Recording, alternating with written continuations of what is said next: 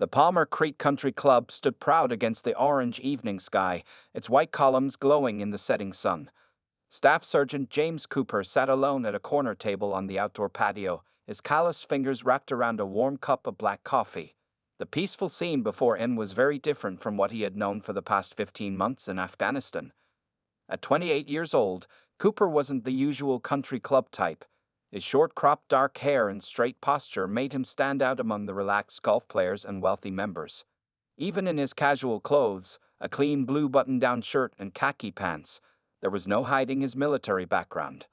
3 tours of duty had left their mark, not just in the small scar above his right eyebrow, but in the way his eyes constantly scanned his surroundings. The reason for his presence was simple and special. His younger sister Rachel was getting married here in 2 days. As her only living family, Cooper had taken leave to help with the wedding preparations. The country club had been Rachel's dream venue since she was a little girl, and he had made sure to make it happen, even if it meant spending a big chunk of his savings. "More coffee, sir?" asked Tommy, the young waiter who couldn't be more than 17.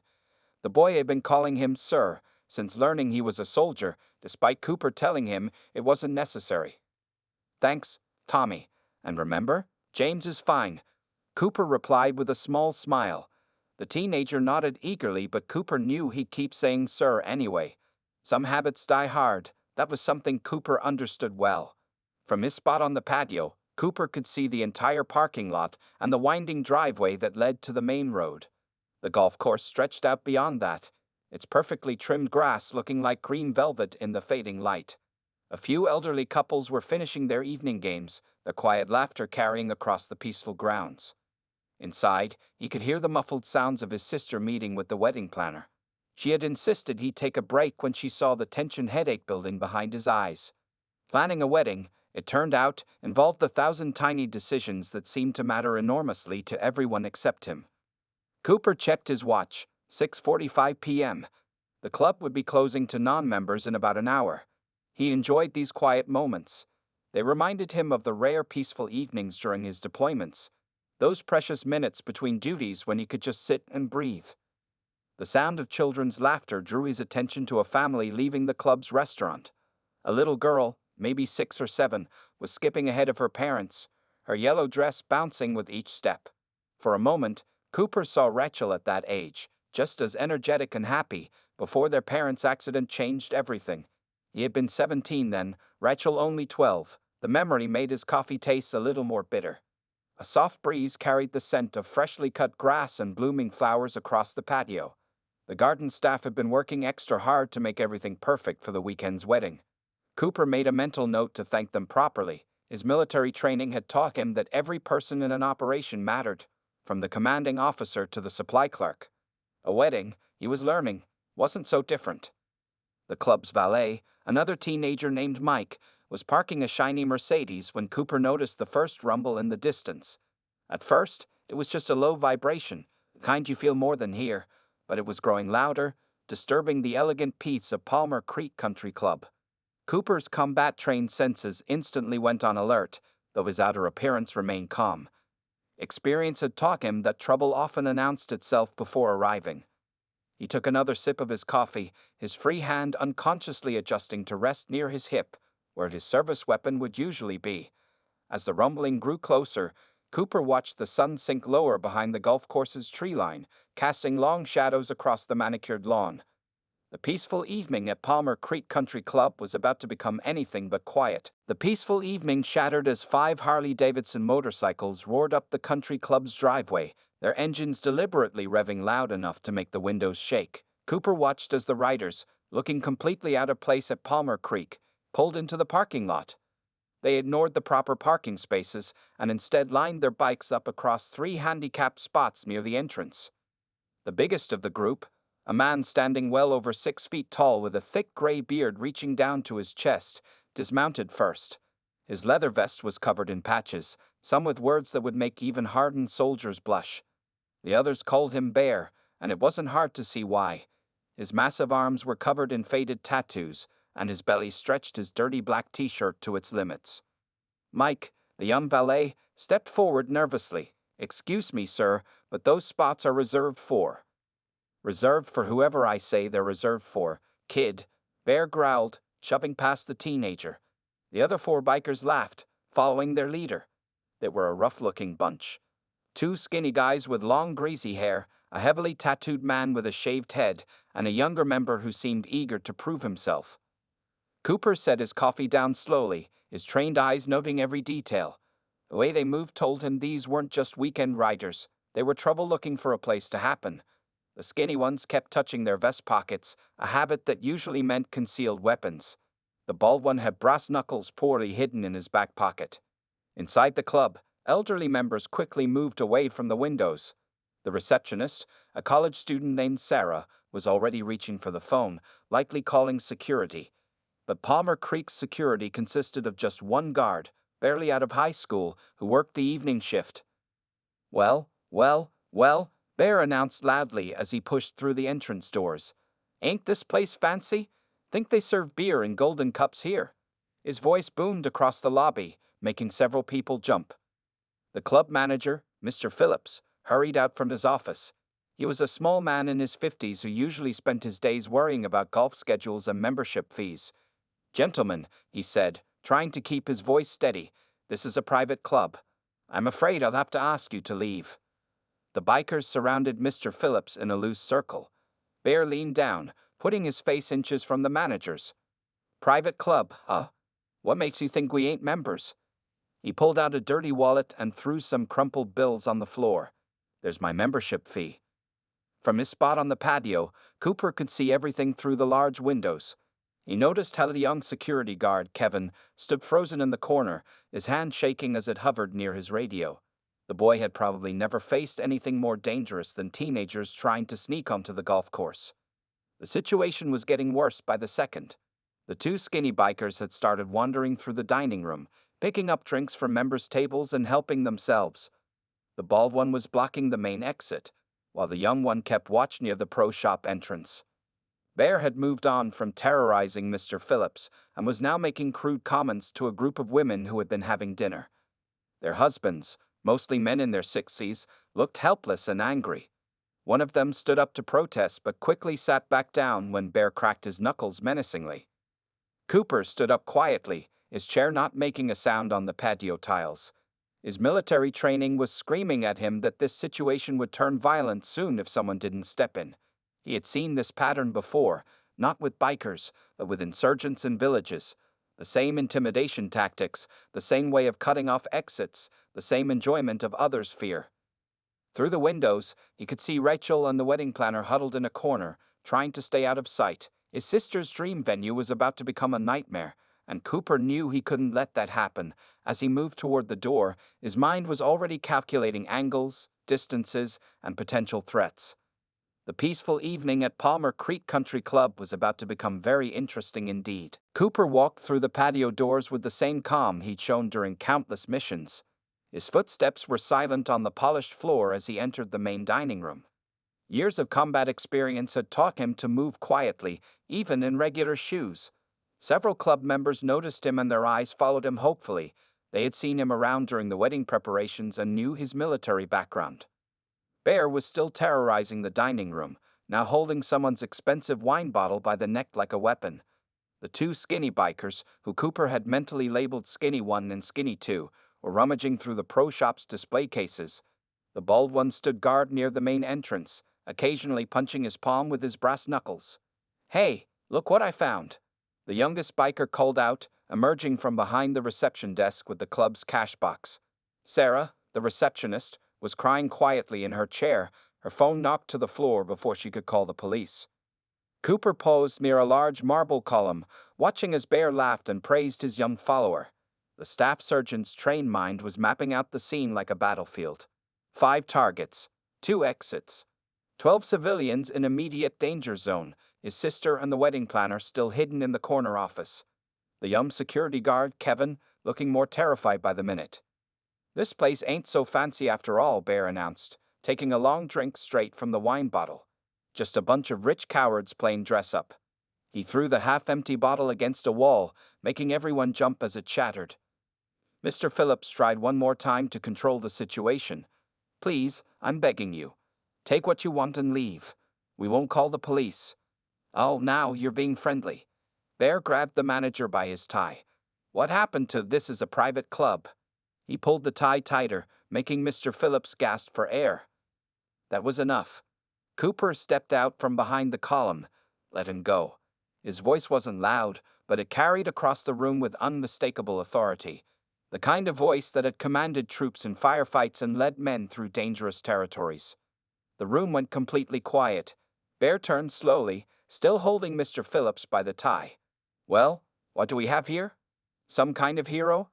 He shoved the manager aside and focused his full attention on Cooper. No heroes here, Cooper replied calmly. Just suggesting you take your business elsewhere before things get complicated. The other bikers moved to surround Cooper, but he didn't seem concerned.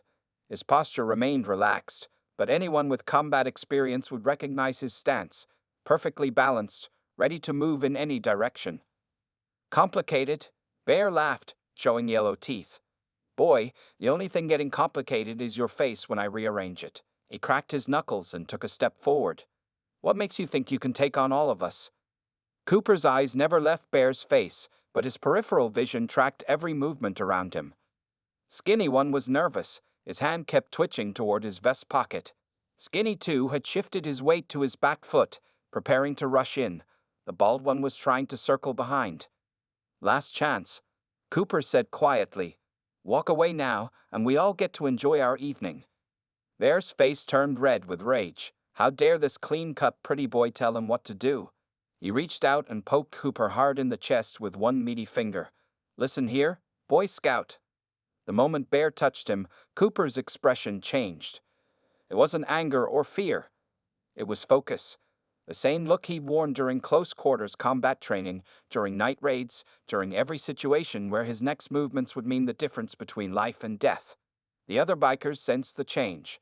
The young one took a small step back. Even Bear paused for a fraction of a second, some ancient survival instinct warning him that he just made a terrible mistake. But his pride wouldn't let him back down now, not in front of his crew, not from this preppy-looking guy in a button-down shirt. Bear pulled back his fist, and all hell was about to break loose at Palmer Creek Country Club. Bear's fist came swinging in like a wrecking ball, carrying enough force to knock out an ordinary man, but Cooper was far from ordinary. 15 years of military training took over, his body moving with practiced precision. He shifted slightly to the left, letting Bear's punch miss by inches. In the same smooth motion, Cooper's right hand shot up, striking Bear's extended arm at the elbow. His left hand simultaneously delivered a precise hit to Bear's solar plexus, driving the air from the bigger man's lungs. Bear's eyes widened in shock. He hadn't even seen the counterattack coming. As he doubled over gasping for air, Cooper's knee rose up to meet his face. There was a loud crack as Bear's nose broke, sending him stumbling backward into a dining table. Get him! Bear shouted through bloody hands, his voice more of a gurgle than a command. Skinny One and Skinny Two rushed Cooper from different angles. The young biker hung back, while the bald one circled with his brass knuckles ready. Cooper remained calm, his breathing steady, his movements economical. Skinny One reached for his vest pocket, but Cooper was already moving. He grabbed the biker's reaching arm, twisted it behind his back, and used him as a shield against Skinny Two's wild punch. The two bikers collided, and Cooper helped them along with a precise shove, sending them crashing into the pro shop's golf bag display. The bald one was smarter, waiting for an opening. He jabbed with his brass knuckles, a trained boxer's move. Cooper blocked with his forearm, the impact stinging but controlled. The bald biker grinned, thinking he had the advantage in a boxing match. That grin disappeared when Cooper switched to military combatives. A lightning-fast strike to the throat, followed by a sweep of the legs, and the bald one went down hard. His brass knuckles skittered across the floor, coming to rest under a potted plant. Anyone ever tell you brass knuckles are illegal in this state? Cooper asked calmly, his voice barely elevated despite the intense action. The young biker, seeing his four companions taken down in less than 30 seconds, backed away toward the exit. His hands were raised in surrender, the stolen cash box forgotten on the floor. Bear was trying to get up, using a broken table for support. You're dead, Boy Scout, he threatened, though the effect was somewhat ruined by his bloody nose and wheezing breath. You don't know who you're messing with. Cooper turned to face him fully. 3 tours in Afghanistan, Staff Sergeant, 75th Ranger Regiment. I know exactly who I'm messing with. 5 bullies who picked the wrong venue and the wrong night. The sound of approaching sirens filled the air. Someone, probably Sarah the receptionist, had managed to call 911 during the chaos. The young biker was already gone, running for his motorcycle. Skinny 1 and Skinny 2 were groaning among the scattered golf bags, making no attempt to get up. The bald one had rolled onto his side, clutching his throat and gasping. Bear looked around at his fallen crew, then back at Cooper, who stood ready but relaxed, not a hair out of place. The massive biker's face showed a mix of rage, pain, and something new, fear. The police will be here in about 2 minutes, Cooper said matter-of-factly. You can either wait for them, or you can leave. Your choice. His tone made it clear he was fine with either option. Bear spat blood onto the expensive carpet. This ain't over, he growled, but he was already limping toward the exit. The other bikers who could still walk followed him, helping their injured companions. Cooper watched them go, then turned to check on the club members and staff. Is everyone all right? He asked, his voice returning to its normal, friendly tone. Mr. Phillips, you might want to call the club's insurance company. And Tommy? He looked at the young waiter who was staring at him in awe. I could use a fresh cup of coffee. The sound of motorcycles roaring away mixed with the approaching police sirens as normalcy began returning to Palmer Creek Country Club. But nothing would ever be quite the same after that evening. 2 police cars pulled into the country club's parking lot, their lights flashing against the darkening evening sky. Officer Dan Martinez stepped out first, his hand resting on his holster as he surveyed the scene. The front entrance of Palmer Creek Country Club looked normal enough, but the 3 abandoned motorcycles in the handicapped spots told him something wasn't right. Inside, the dining room looked like a small tornado had hit it. Broken tables, scattered golf bags, and a shattered wine bottle painted a picture of chaos. But what caught Officer Martinez's attention was the calm man in a blue button-down shirt, sitting at an undamaged table and drinking coffee as if nothing unusual had happened. Staff Sergeant Cooper? Martinez asked, recognizing him from the local veterans' meetings. Want to tell me what happened here? Cooper set down his coffee cup. 5 bikers came in and caused some trouble. They left about 2 minutes ago, heading east on Palmer Road. 3 of them were pretty banged up. They might need medical attention if you catch up to them. Mr. Phillips hurried forward, still adjusting his crooked tie. Officer, this man, he saved us all. Those thugs were terrorizing everyone. They stole our cash box, threatened us with violence. The manager's words tumbled out in an excited rush.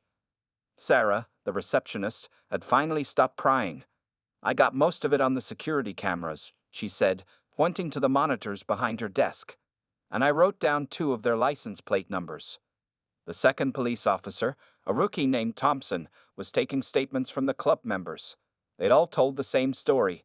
5 violent bikers, 1 brave soldier, and a fight that lasted less than a minute. Rachel emerged from the corner office, running straight to her brother. James, are you hurt? I saw everything through the window. I was so scared. She hugged him tightly, then stepped back to examine him for injuries. I'm fine, Ratch.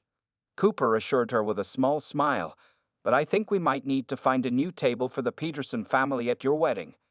He nodded toward one of the broken tables, making his sister laugh despite her worry.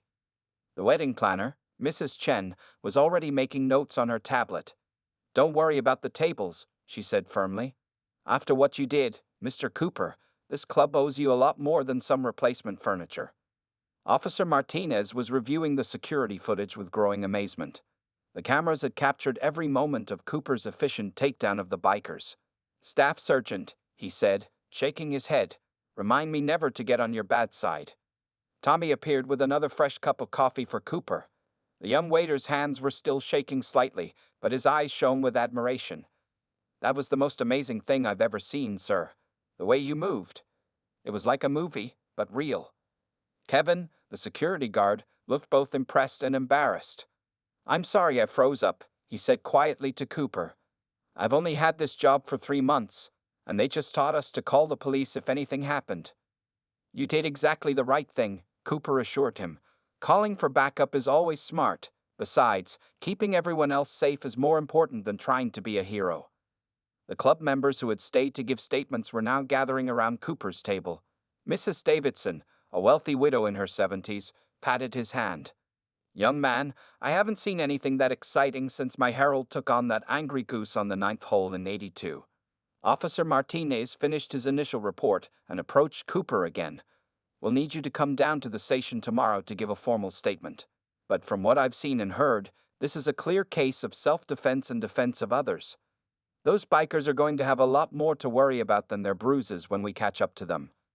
Cooper nodded, then turned to Mr. Phillips. "I'm sorry about all the damage, if the insurance doesn't cover it." The manager waved his hand dismissively. "Please, Staff Sergeant, Palmer Creek Country Club will cover everything. In fact," he smiled for the first time that evening, "I think we might have found our new head of security if you're interested in a job after your sister's wedding." The next morning, Cooper arrived at the local police station wearing the same calm expression he'd shown during the fight. The front desk officer recognized him immediately. Word had spread fast about the soldier who took down 5 bikers at Palmer Creek Country Club. Detective Sarah Wilson was waiting for him in the interview room. She had been working on a string of similar incidents across 3 counties. "Staff Sergeant Cooper," she said, opening a thick file folder. "I think you might have helped us crack a much bigger case than you realize." She spread several photos across the table. They showed Bear and his gang causing trouble at other exclusive locations, country clubs, high-end restaurants, and luxury hotels. "They've hit 12 places in the last 2 months.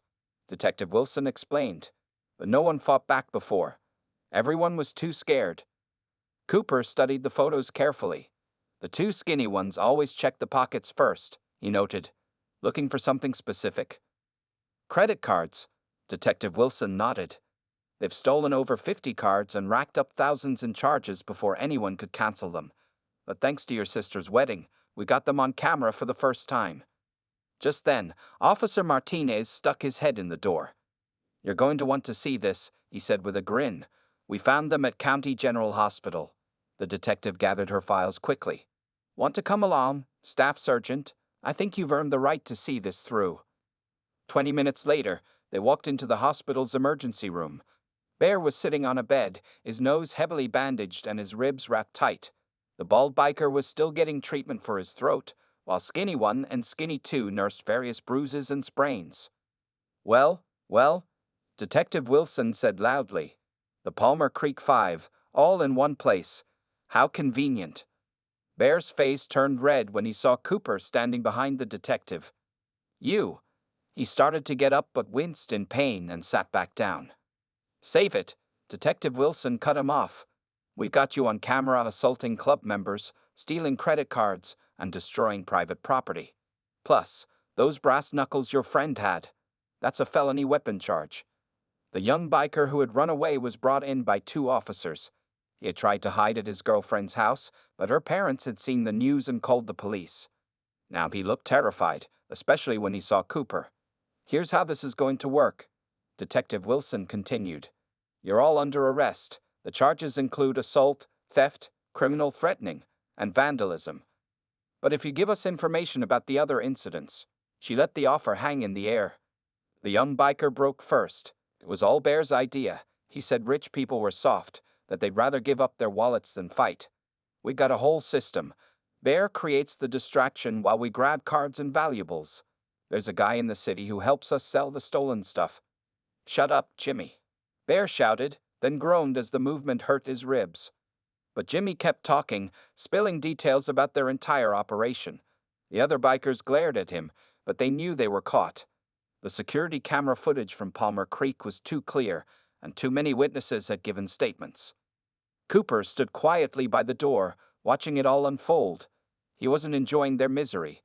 That wasn't his style, but he felt satisfied knowing they wouldn't be terrorizing any more people.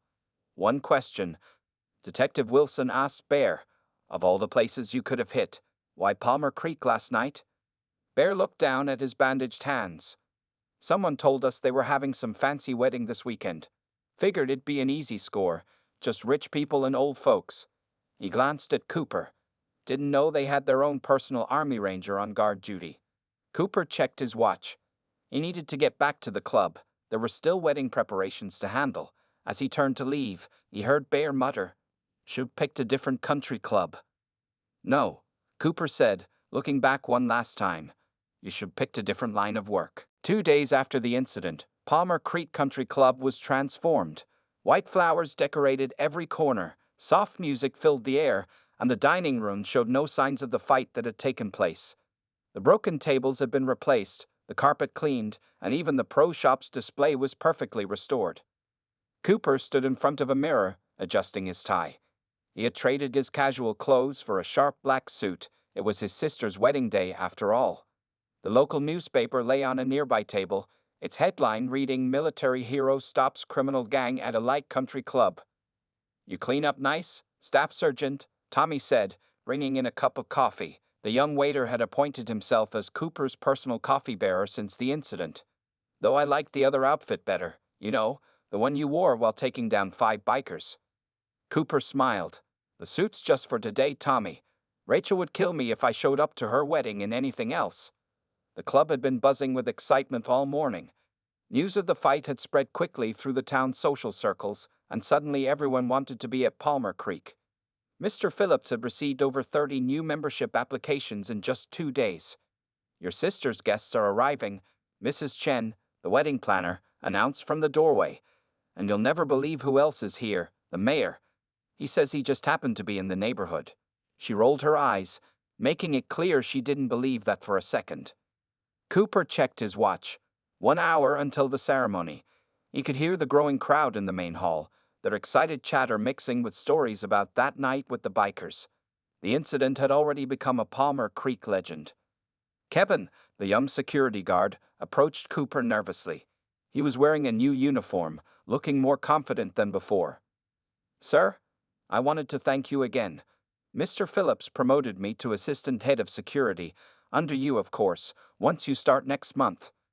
"Looking forward to working with you, Kevin," Cooper replied. The job offer from Palmer Creek had come at the perfect time. His military service was ending soon, and the idea of protecting people in a peaceful setting appealed to them. Mrs. Davidson appeared, elegant in her formal dress. "There's our hero. My bridge club won't stop talking about you, young man, though I must say, Helen's story about you throwing 3 bikers through a window is getting a bit extreme." "No windows were harmed in the making of that legend, ma'am," Cooper assured her with a laugh.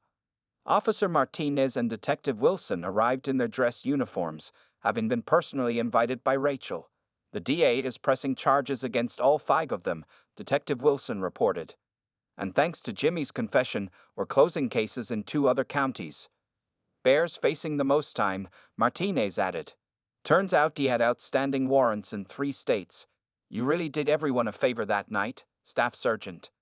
Rachel appeared in the doorway, already in her wedding dress. "James, can we talk for a minute?" She was glowing with happiness, but there were tears in her eyes. Everyone else quietly left the room as Rachel approached her brother. "I never properly thanked you," she said softly. "Not just for stopping those men, but for everything. Taking care of me after Mom and Dad died, helping me through college, making this wedding possible." Cooper hugged his sister carefully, trying not to wrinkle her dress. "That's what family does, Ratch." "Mom and Dad would be so proud of you," she whispered. Marine Corps hero, now Palmer Creek's new head of security, and still finding time to be the world's best big brother. "Staff Sergeant Cooper," Mrs. Chen called from the hallway. "Sorry to interrupt, but we need to get everyone in position. The ceremony starts in 20 minutes. Cooper offered his arm to his sister. As her only living family, he would be walking her down the aisle, ready to make more Palmer Creek history. Rachel wiped away a happy tear and took his arm. "Lead the way, big brother. Just try not to fight any bikers during the ceremony."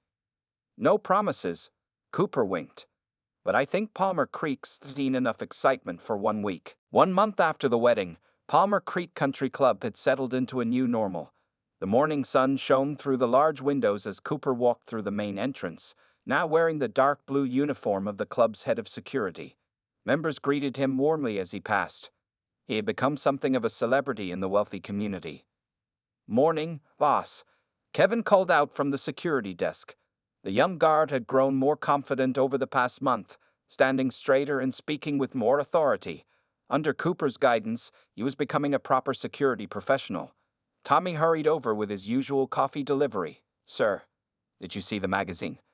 He held up the latest issue of Country Club Monthly, which featured a small article about Palmer Creek. The story mentioned the heroic Army Ranger who now ensures the safety of the prestigious club. They got it wrong again. Cooper sighed.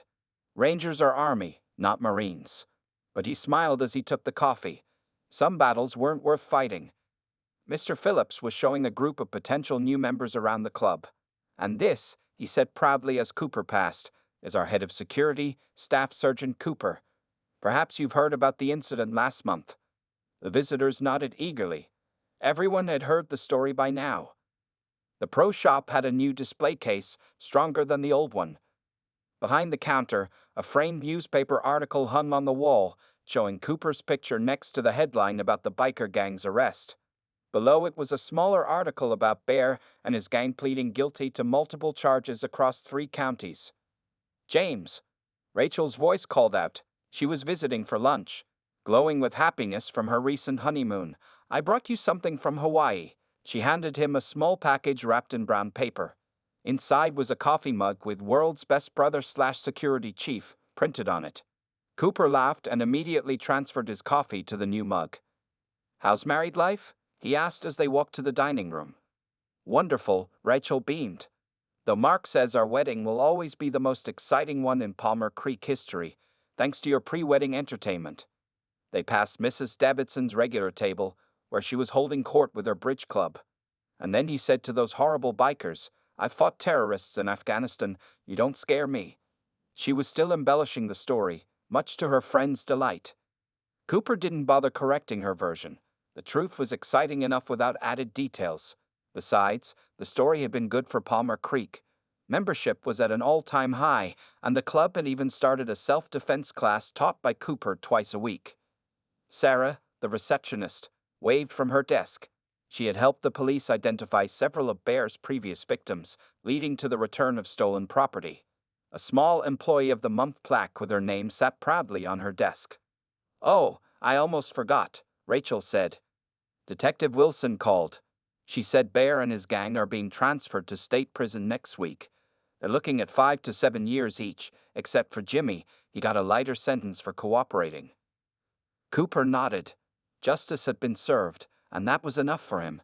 He had moved on to focusing on his new life, protecting Palmer Creek, teaching Kevin the ropes, and enjoying the peace he'd helped create. A loud motorcycle sound suddenly roared from the parking lot, making several members jump. But it was just the mail carrier on his delivery bike.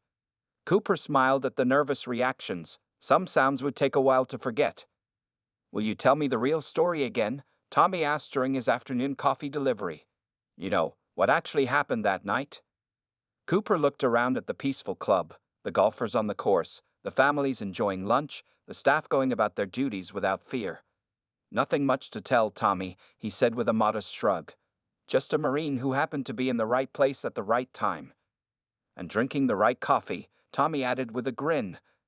And drinking the right coffee, Cooper agreed, raising his World's Best Brother/Security Chief mug in a small salute to the bright future ahead at Palmer Creek Country Club.